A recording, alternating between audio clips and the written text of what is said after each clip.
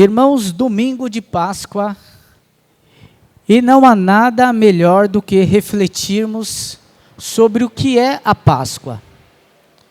Porque pensa numa coisa chata e desagradável. É alguém perguntar para um cristão sobre a Páscoa e o cristão não saber responder. Olha, deve ser vergonhoso. Eu não posso nem imaginar uma situação dessa, constrangedora. E assim, a Páscoa é uma história conhecida? Sim, mas é uma história que precisa ser recontada, relembrada. O pastor Elias hoje pela manhã falou sobre a didática, da repetição, da necessidade de repetir para isso ficar gravado nas mentes, no coração, para o aprendizado. E a Páscoa, essa celebração é um desses momentos que para nós, como filhos de Deus, é algo que precisa fazer parte do nosso coração. E por isso que o sermão dessa noite tem como título o que é a Páscoa. Então eu creio aqui do que eu vou falar, o texto que eu vou ler, que é algo que é já bem conhecido dos irmãos. Mas eu sei que existem algumas particularidades que de repente os irmãos se esqueceram e vão poder recordar essa noite. Tá bom? Alguém que puder abrir a água para mim, que eu estou com um pouquinho de dificuldade aqui. Mas o texto base que nós vamos usar essa noite está no livro do Êxodo, capítulo 12. Eu farei a leitura do versículo 1 ao versículo 14. A versão que estou usando aqui é a Nova Almeida atualizada, tá? Mas aí o irmão fique à vontade para acompanhar a leitura na Bíblia que o irmão tem, sem qualquer problema. Tá bom? Então, Êxodo capítulo 12, a partir do verso 1, diz assim: O Senhor disse a Moisés e a Arão na terra do Egito: Este mês será para vocês o principal dos meses, será o primeiro mês do ano. Falem a toda a congregação de Israel, dizendo: No dia 10 desse mês, cada um tomará para si um cordeiro, segundo a casa dos pais, um cordeiro para cada família. Mas, se a família for pequena para um cordeiro, então o chefe da família convidará o seu vizinho mais próximo, conforme o número de pessoas, conforme o que cada um puder comer. Pois, por aí calcularão quantos são necessários para um cordeiro. O cordeiro será sem defeito, macho de 1 ano, podendo também ser um cabrito. Vocês guardarão o cordeiro até o 14º dia desse mês, e todo o ajuntamento da congregação de Israel o matará no crepúsculo da tarde. Pegarão um pouco do sangue do cordeiro e passarão nas ombreiras e na viga superior da porta, nas casas em que o comerem. Naquela noite comerão a carne assada no fogo, com pães sem fermento e ervas amargas. Não comam do animal nada cru, nem cozido em água, porém assado ao fogo, a cabeça, as pernas e as vísceras. Não deixe nada do cordeiro até pela manhã, e o que, porém, ficar até pela manhã, queimem. E assim que vocês devem comê-lo, já prontos para viajar, com as sandálias nos pés e o cajado na mão. Comam depressa, esta é a Páscoa do Senhor. Porque naquela noite passarei pela terra do Egito e matarei na terra do Egito todos os primogênitos, tanto das pessoas como dos animais.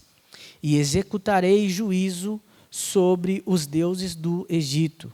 Eu sou o Senhor. O sangue será um sinal para indicar a casa em que vocês se encontram.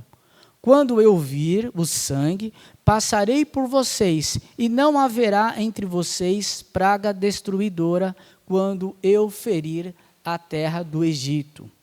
Este dia lhe será um memorial, e vocês o celebrarão como festa ao Senhor. De geração em geração, vocês celebrarão esse dia por estatuto perpétuo. Vamos orar. Amado Deus, a Tua palavra foi lida e a Tua palavra revela a Tua vontade, Senhor. Por isso pedimos que nessa noite, apenas, ó Pai, nos faça lembrar sobre o verdadeiro sentido e o significado da Páscoa e qual a razão da nossa celebração. É no nome do Teu Filho Jesus que nós oramos. Amém.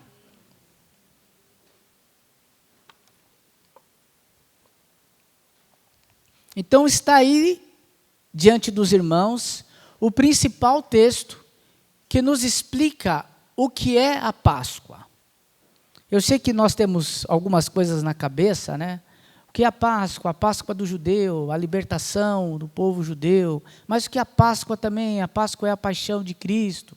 Não, a Páscoa é o coelhinho, né? É o chocolate, é o feriado na sexta-feira, né? Aquele feriado bom que nós precisávamos. Mas nós precisamos entender aonde começou isso tudo. E essa é o nosso propósito hoje. A primeira Páscoa, se assim podemos dizer, aconteceu no período da escravidão dos hebreus pelo Egito. E esses originários aí de Abraão, que se estabeleciam em Canaã, depois de um certo tempo de seca e de fome na região em que eles estavam, eles mudaram para o Egito e depois de um outro período eles foram escravizados naquela região. Então, para deixar essa história um pouco mais clara, nós precisamos lembrar do José. Lembra do José do Egito? José foi aquele homem que tinha os seus irmãos e ele foi vendido pelos seus irmãos hebreus. Os irmãos tinham ciúmes dele, algumas coisas que ele fazia também, um pouco de filhinho Nutella, né? O que ajudava, né? A gente entende. Sabe, aquele dos filhos mais novos, dos caçulas, sabe, Isaac, assim? Aí José, ele tinha muitos irmãos homens, e os irmãos não gostaram de alguma das atitudes dele, falaram, bom, vamos dar um jeito nesse rapaz. Enfim, ele acabou indo para a terra do Egito. Isso parecia uma grande tragédia, né? Assim como Cristo crucificado, né? Que nós cantamos aqui, que é motivo de celebração. No final das contas, aquilo que aconteceu com José foi o motivo de celebração também, porque por um bom tempo, por intermédio de José e pela ajuda de José, o povo, os hebreus, ficaram no Egito. E aí aconteceu que José, no Egito, ele passou por momentos difíceis, foi escravo, foi servo, acusado injustamente, preso também, até o ponto de se tornar governador daquela região e um homem de confiança do faraó daquela época. E por essa razão, num momento de crise econômica, podemos dizer assim, os irmãos de José foram até o Egito pedir ajuda e foi direcionado a José. E José ali conduziu aquela situação, até que o momento ele se revelou aos seus irmãos e os acolheu no Egito. Então o povo hebreu foi parar no Egito. Só o que acontece? Aquele povo foi parar no Egito, né? Nós vemos essa história a partir de Gênesis capítulo 37, e vai até o capítulo 50, por isso que ele tem um estilo literário diferente. Novela, né, o nome do estilo literário, esse que conta a história de José. Então, ao invés de você assistir Três Maria, Três Graças, como é que é o nome da novela que está passando hoje? Três Graças, ao invés de você assistir Três Graças, leia Gênesis, de 37 adiante, vai surtir o mesmo efeito. né? E é uma história muito interessante, a história de José. Então aquele homem, ele acaba acolhendo seus irmãos ali no Egito, e como era um povo abençoado por Deus, aquele povo foi se multiplicando. Com o passar do tempo, foi se multiplicando, e ele se multiplicando fez com que os egípcios ficassem preocupados com a quantidade de hebreus. E aí decidiram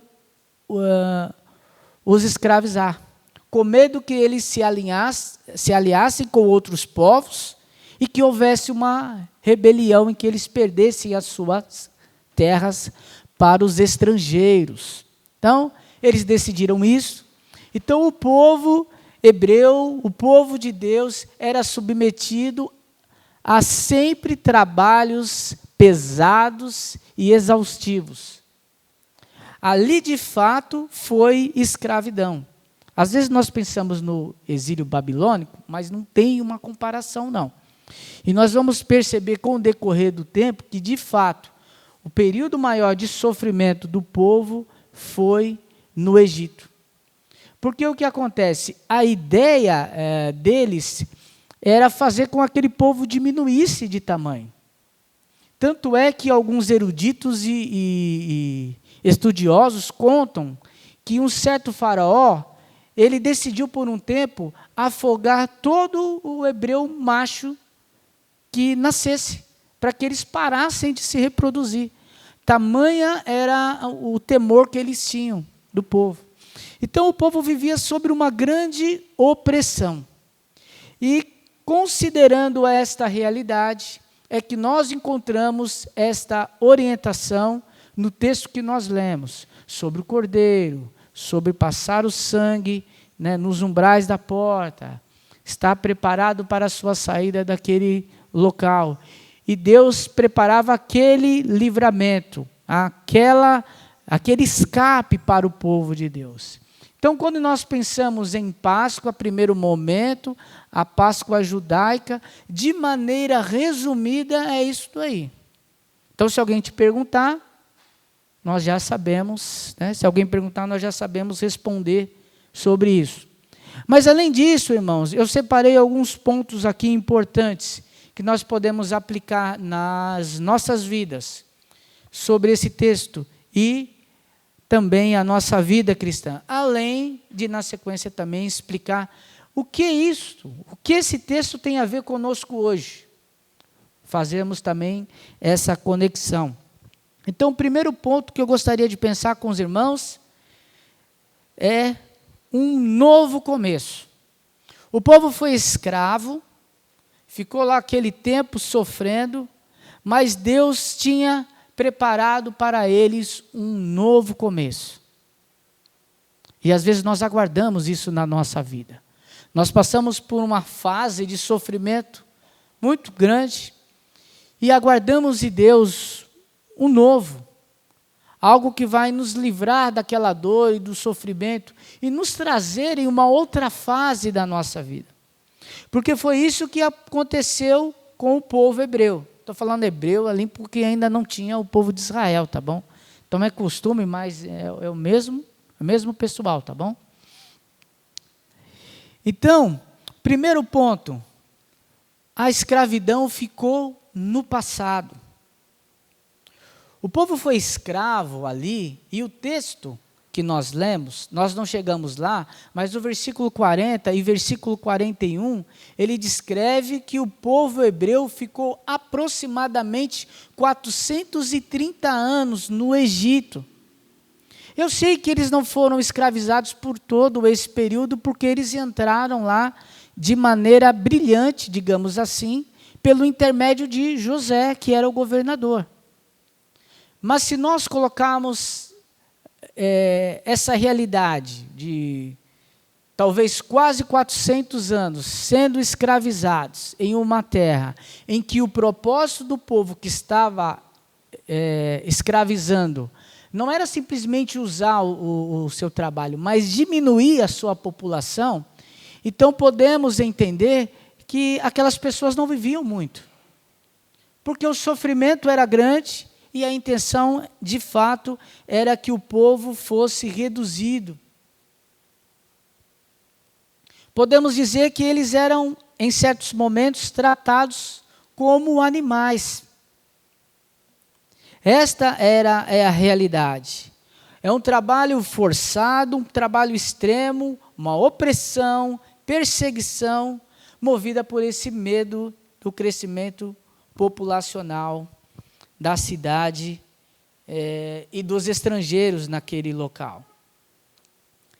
E dentro disso, nós começamos e conseguimos perceber que aquela escravidão, por meio daquilo que o Senhor tinha prometido para eles, ficaria no passado. Já era história para se contar. E a história precisa ser contada.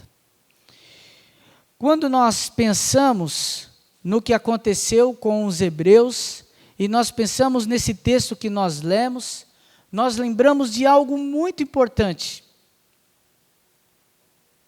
E que a recomendação que o Senhor nos faz é que precisamos lembrar dos feitos. Isso que o povo judeu, o povo hebreu fez e sabe fazer muito bem. Por isso é que a sua história ela ainda é contada e passada de geração em geração. Ontem eu recebi na minha casa um casal de amigos e eu fiz uma pergunta, né? Para um deles, né? Para o homem. Sobre uma coisa que aconteceu conosco há algum tempo atrás. E ele me respondeu, eu não lembro. Eu não lembro nem o que eu comi ontem. Né? Às vezes nós não falamos assim, não me recordo. Estou lembrando nem o que eu comi ontem. Na minha vida está, sabe, numa correria tão grande. Mas isso não acontece com o judeu. Porque isso para ele é um memorial, uma recordação, conforme um mandamento perpétuo do Senhor. Então, quando nós vemos aquela refeição que chamamos de Páscoa, ou da Páscoa judaica, nós entendemos aquilo que o Senhor quer de nós, que lembremos dos seus feitos. O povo, ele foi escravizado, e ele precisa lembrar desse passado, para que ele tenha motivos de agradecer a Deus. Quem não lembra dos benefícios que Deus fez, tem uma vida de gratidão. Então, quando aquele povo iria celebrar a Páscoa, eles também lembravam daquele momento em que os seus pais passaram. Depois do povo ser liberto pelo Senhor, nós conhecemos a história e depois nós vamos ver um pouquinho mais no detalhe, é importante ressaltar que houve uma aliança com Deus no Sinai. Lembra que Moisés sobe, nós encontramos isso em Êxodo capítulo 19 ao capítulo 24, e ali ele vem estabelecendo o povo, mandamentos, o decálogo, e tornando aquele amontoado de pessoas novamente, pessoas com dignidade.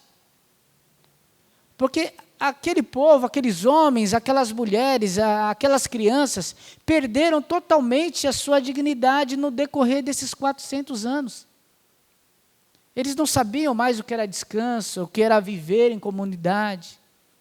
E às vezes nós criticamos porque as leis judaicas são mais de 600, né? Não é só o decálogo. Mas o povo não sabia viver. Então tinha que estabelecer um dia para o descanso, né? Então está lá o sábado para descansar, porque eles só trabalhavam, só sofriam. Eles tinham que ser instruídos referente à higiene, à alimentação. Então Deus fez um novo para eles, basicamente do zero. Porque eles já não sabiam quem eles eram. Aquela geração de 400 anos não é a mesma. Não foram todos que viveram igual Matusalém. E ali uma época de sofrimento, então com certeza era um povo que precisava desse cuidado especial de Deus. E esse período de escravidão fez muito mal àquele povo. E por essa razão, Deus precisava ter um cuidado especial com eles. Esse renovo era necessário. Assim como Ele faz com cada um de nós, Ele cuida pessoalmente, particularmente, de cada um de nós, nos concedendo renovo, fortalecendo a nossa fé, de acordo com a nossa necessidade. Um outro ponto importante aqui também nesse texto que nós encontramos é o cordeiro do sacrifício. E é interessante observarmos as especificações para o sacrifício. Não era qualquer cordeiro, qualquer animal. Um animal tinha que ser sem defeito. Não poderia ser um animal doente, próximo da sua morte, debilitado, com uma das suas patinhas quebradas. O texto diz que tinha que ser um macho de 1 ano, ou seja, tinha que ser jovem no vigor. O que isso aponta é que o sacrifício que foi feito, esse sacrifício de animal, era um sacrifício daquilo que eles tinham melhor para oferecer, considerando que a base do sacrifício era o animal. Isso nos remete, obviamente, que a Jesus, que é o nosso Senhor e Mestre. João Batista mesmo diz: eis o Cordeiro de Deus que tira o pecado do mundo. Jesus carregou sobre si a nossa culpa.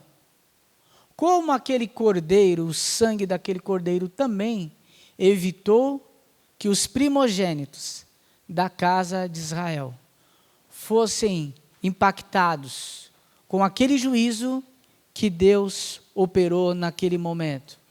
Então, meus irmãos, o cordeiro para sacrifício era um cordeiro que precisava ser perfeito, precisava ser o melhor possível. Era esse cordeiro que precisava ser sacrificado para aquela refeição, cujo o sangue do cordeiro tinha um papel fundamental naquela promessa de Deus. Não bastava apenas matar o cordeiro. Isso não era suficiente. Era necessário aplicar o sangue do cordeiro nos umbrais das portas. Então, meus irmãos, a nossa fé, ela não pode ser baseada em uma bacia de sangue. Isso não pode nos salvar. O sangue precisa ser aplicado na porta, ou, fazendo uma relação para os nossos dias, esse sangue precisa ser aplicado em nossos corações. Apenas dessa forma, a Páscoa terá sentido para nós. A promessa do sangue e que o juízo do Senhor passaria por cima, o julgamento do Senhor. Ali o texto que ele usa na versão que eu li, o destruidor, é utilizada essa palavra porque aquele povo egípcio, ele tinha obviamente as suas crenças, e uma dessas crenças eram alguns demônios ou entidades. E uma dessas entidades era uma que eles temiam, que era o responsável pela morte das crianças. Então, para eles, no entendimento deles, foi aquele devorador que fez a morte, promoveu a morte dos primogênitos, quando na verdade nós sabemos que é provisão e juízo de Deus para aquele povo. Então, irmãos, o sangue do cordeiro era importante. Existia toda a orientação que o Senhor passou a Moisés, e eu não li na sequência porque ficaria repetitivo, mas depois nos versículos posteriores, Moisés orienta o povo e o povo faz exatamente como o Senhor ordenou. Não bastava matar o cordeiro, mas sim utilizar do sangue do cordeiro E hoje nós temos à nossa disposição um cordeiro pascual, cujo sangue é muito mais precioso do que o sangue de qualquer animal, porque este é o Cordeiro de Deus. Mas pastor, e essa refeição estranha, né? Na Páscoa agora nós comemos ovo de Páscoa, né? Alguns comem um bacalhau norueguês, né, pastor Edson? É norueguês, né? É de lá? É, que vem original, estava explicando aí, né? Outros preferem comer outras coisas. Eu fui defender para ele que bacalhau não existe, aí ele me apontou a tese dele de que, né, tem o peixe certo, o nome mesmo é do prato. Mas o que é importante é que nós celebramos hoje com uma refeição geralmente gostosa, né? Senão, não foi a realidade. A refeição para os judeus tinha um significado também, e fazia parte dessa lembrança. Por isso que para eles, assim, eu não lembro o que eu comi ontem, não serve. Porque eles lembram dessa refeição. Para eles isso é importante. O Senhor instrui como comer a refeição. Percebe o detalhe dos lombos cingidos, sandálias nos pés, ou na versão que eu li, pronto para viajar, e com um cajado na mão. É a última refeição antes de ir viajar. E o menu, pastor, e o cardápio? Quais as opções, né, que eles tinham para comer da Páscoa? Então vejamos, né? Nós temos ali o cordeiro, que simboliza o sacrifício consumado, e o sangue como marca, o inocente morrendo pelo pecador, porque o animal é inocente. Temos também as ervas amargas, que simbolizava a escravidão ali no Egito, como também os pães sem fermento,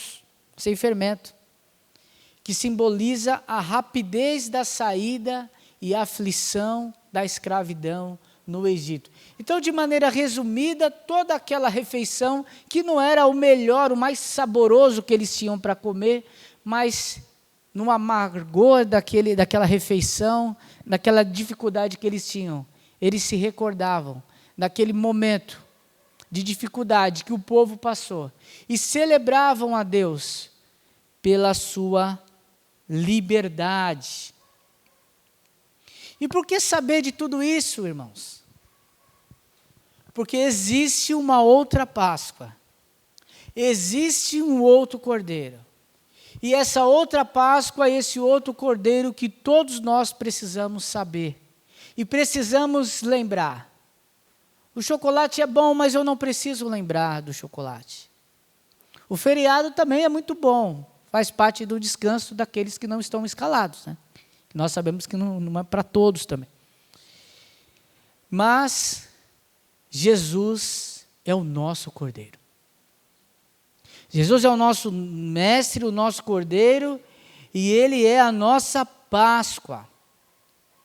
A palavra Páscoa quer dizer pesar. Quer dizer passar adiante, deixar fora. Então, quando o juízo de Deus veio ao povo hebreu e viu que na frente das casas existia a marca do sangue, ele passava por cima, não executava ali juízo. Por isso o nome Pessar, Páscoa, passar por cima, deixar de lado, deixar de fora. Jesus é a nossa Páscoa porque Ele deixa de fora o juízo sobre as nossas vidas e assume para si esse juízo.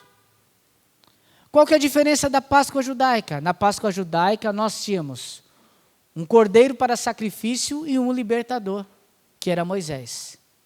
Na nossa Páscoa, tanto o cordeiro quanto o nosso libertador, o nosso salvador é o mesmo. É o nosso Senhor Jesus Cristo. Em João capítulo 3, versículo 16, diz que Deus amou o mundo de tal maneira que deu o seu Filho unigênito, para que todo aquele que nele crê não pereça, mas tenha a vida eterna. Jesus é o nosso Cordeiro, é a nossa Páscoa. Tanto é que o apóstolo Paulo, em 1 Coríntios, capítulo 5, versículo 7, diz: pois Cristo, nosso Cordeiro Pascual, já foi crucificado. A nossa Páscoa, ela já está pronta, meus irmãos. É por isso que nós celebramos, nós cantamos com alegria. Para aqueles que não entendem, parece loucura. Celebrar porque alguém sofreu, porque alguém foi morto. Ele não apenas foi morto, mas também ressuscitou. E parte da obra passava por essa necessidade do seu sofrimento. E diferente daquele cordeiro com aquele sangue, nós temos o nosso cordeiro. E o nosso cordeiro nos disponibiliza um sangue muito melhor. Né, Lília? Um sangue que nos lava de todo medo, de toda dificuldade, de toda dor do amanhã. Em 1 Pedro capítulo 1, versículo 20, ele diz: mas pelo precioso sangue de Cristo, como um cordeiro sem mancha e sem defeito, conhecido antes da criação do mundo, revelado nesses tempos em meu e seu favor. Esta é a Páscoa, a revelação do sacrifício do Filho de Deus. O nosso Cordeiro Pascual já foi sacrificado. Nós temos liberdade e temos salvação em Jesus Cristo. Apocalipse capítulo 5, versículo 6 diz que Cristo é o Cordeiro que estava morto. Ainda em Apocalipse 17, 14 diz que guerrearam contra o Cordeiro, mas o Cordeiro vencerá. O nosso Cordeiro, ele venceu, ele ressuscitou, isso nos dá garantia de vitória. Nós devemos celebrar a Páscoa porque em Apocalipse capítulo 21, versículo 22 diz que apenas um existe que é digno de abrir o livro da vida. E este é o Cordeiro de Deus, aquele que nos representa.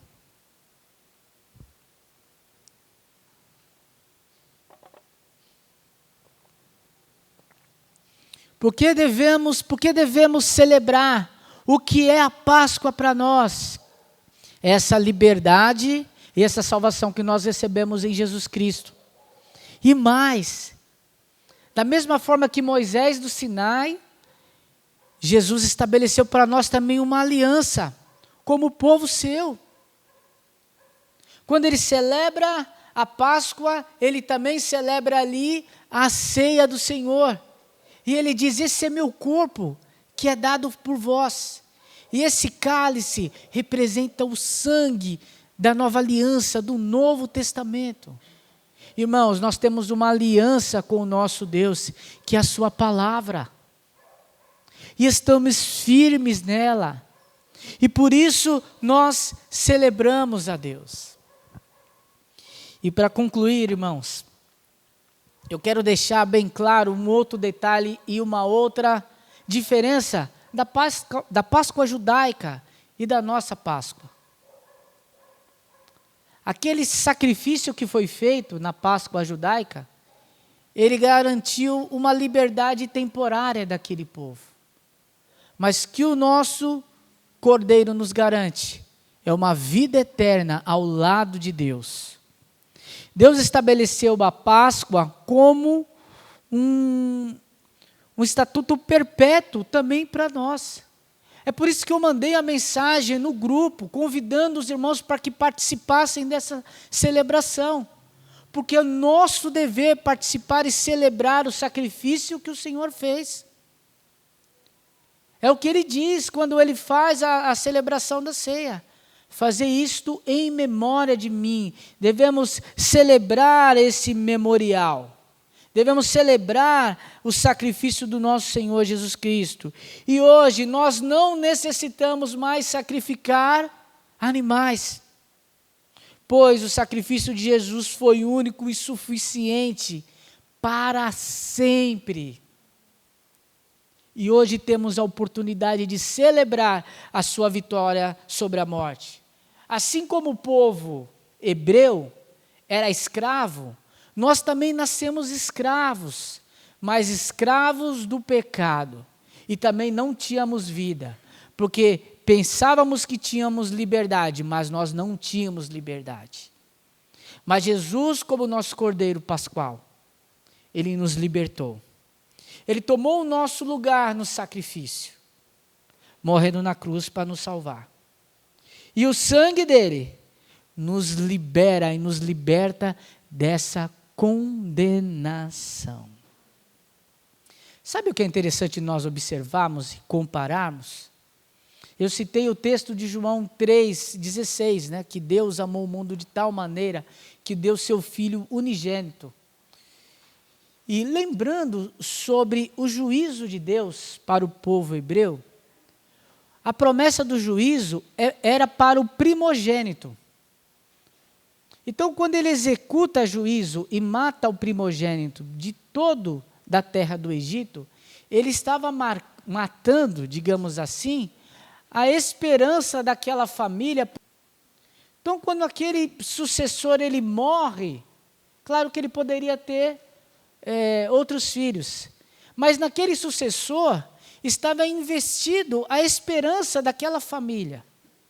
Dependendo da idade, ele já tinha sido até preparado para que ele pudesse conduzir a família no futuro, na ausência do pai. E Deus faz juízo tirando aquele. Mas só que aquela família poderia ter outros filhos. Mas quando Deus, Ele dá o seu filho para morrer por nós, Ele não apresenta ali o filho primogênito.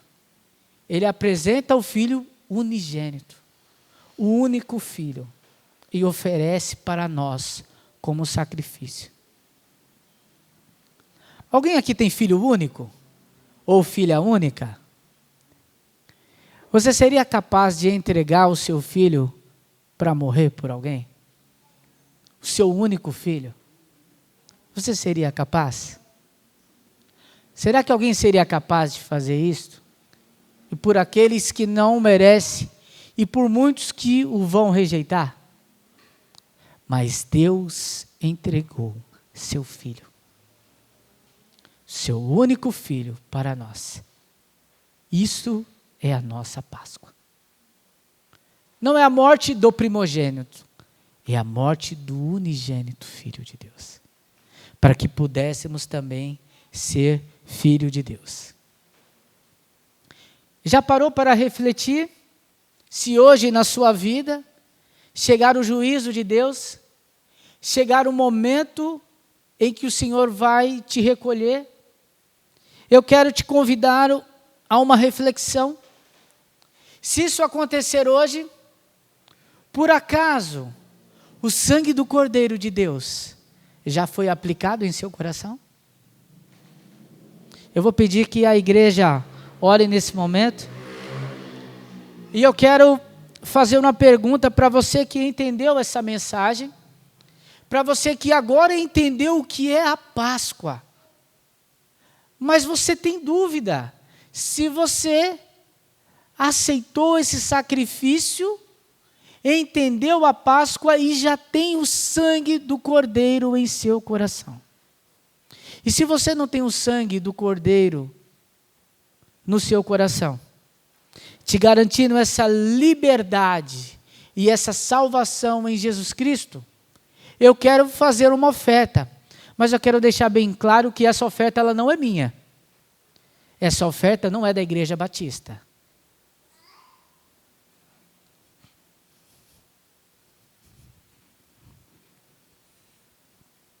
Essa oferta é de alguém que entregou o seu próprio filho, o seu único filho, por amor a você.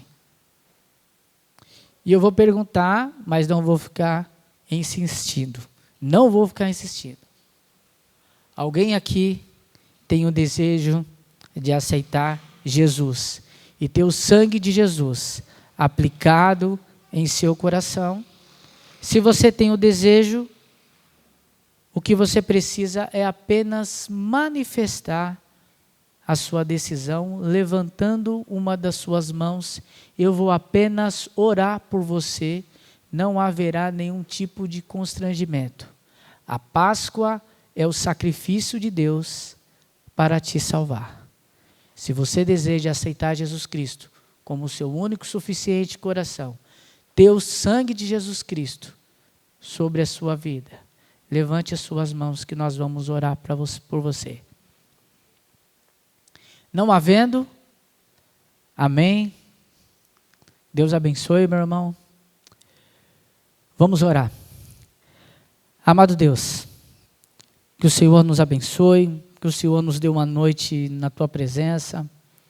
Nós queremos lhe agradecer e sair aqui nessa noite muito mais felizes do que nós entramos. Nós entramos aqui felizes, mas olhando com mais profundidade o teu amor, o sacrifício do teu filho na cruz, o seu único filho que foi entregue por nós, e que essa é a nossa Páscoa. O nosso motivo de felicidade é maior. E eu tenho certeza que isso vai nos ajudar na nossa semana, que teremos uma semana mais feliz, mais contente. Sabemos que estamos libertos por Ti, Senhor, porque o Senhor é um Deus maravilhoso e que nos ama. Muito obrigado pelo Teu Filho Jesus. É no nome dEle que nós oramos. Amém. E que o Senhor nos abençoe.